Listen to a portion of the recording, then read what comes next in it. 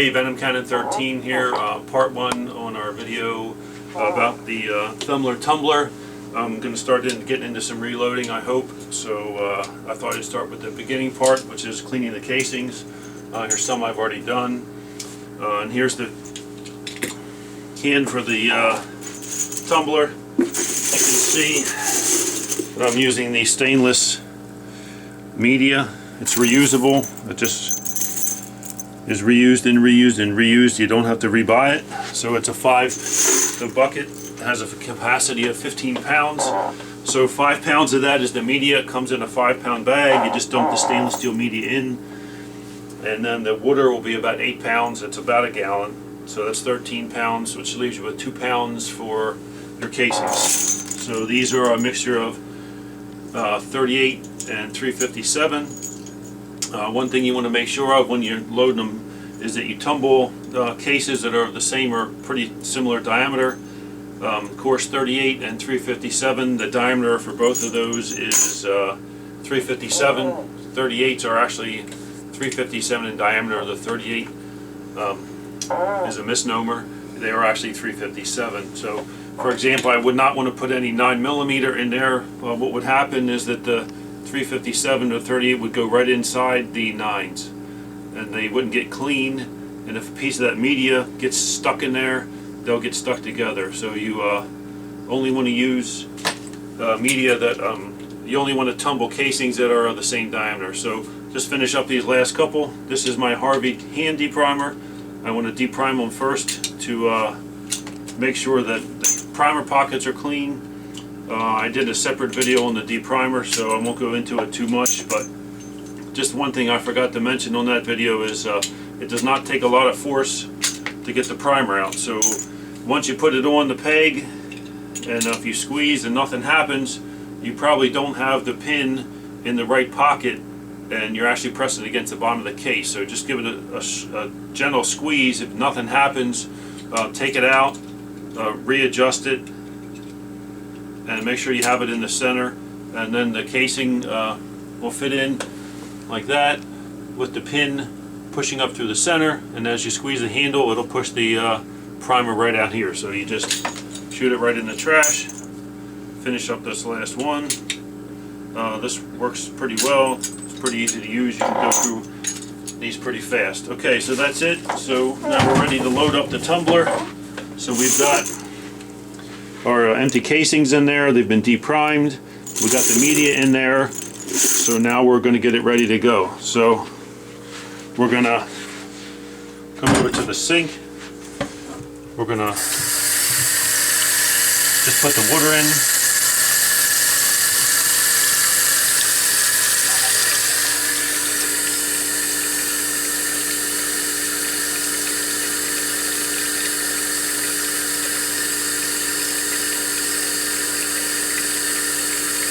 Make sure you use cold water.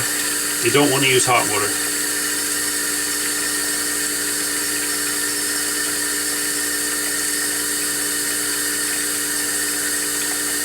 We're going to fill it almost all the way, but not quite. Alright, that's going to be good. Okay, and then just take your basic old dishwashing liquid, not that goes in the dishwasher, but the kind you use at the sink to wash the dishes. So you don't want to use dishwasher soap, you want to use dish soap. A lot of the people use 2 tablespoons. I don't. It seems like a lot. The more soap you put in, the more you got to rinse off, the more foam you get, suds, so I don't use quite that much. That's probably about 1 tablespoon. A lot of people use 2 tablespoons, I meant to say. I only use about 1 tablespoon. And then Lemi Brite is what some people use to go in here. It is a water softener. I couldn't find it. I found this Calgon water softener. This is a liquid, so I figured I would give this a try. It seems to work. You don't need that much, just a dribble of that.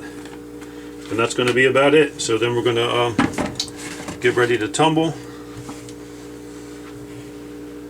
So when you put the gasket over the top,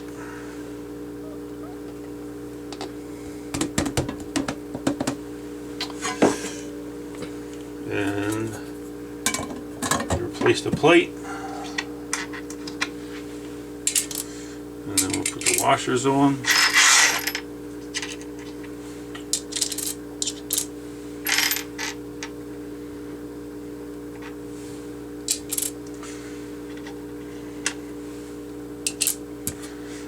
Okay. Put the wing nuts on. Start on one side. Just tighten it until it's on. Then you want to move to the opposite side. And again, you want to go to one of the opposite sides and just keep going to the opposite side until you're done.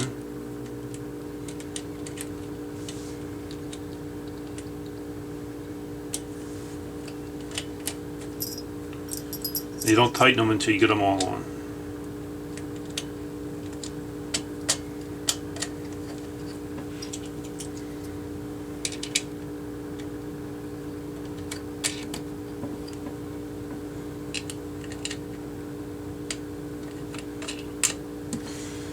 Alright, and once they're all on, we're going to do opposite sides again.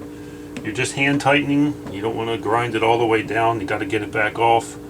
So there's no reason to really crank them down that tight. You do want to seal it, of course. It is water in there.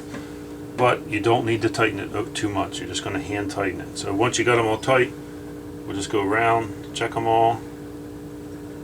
Just give them a gentle, make sure they're tight. And then once you're done that, you do want it dry because you don't want it slipping while it's tumbling. You don't want the water stopping the motor from turning, being able to turn. So we're going to dry it off.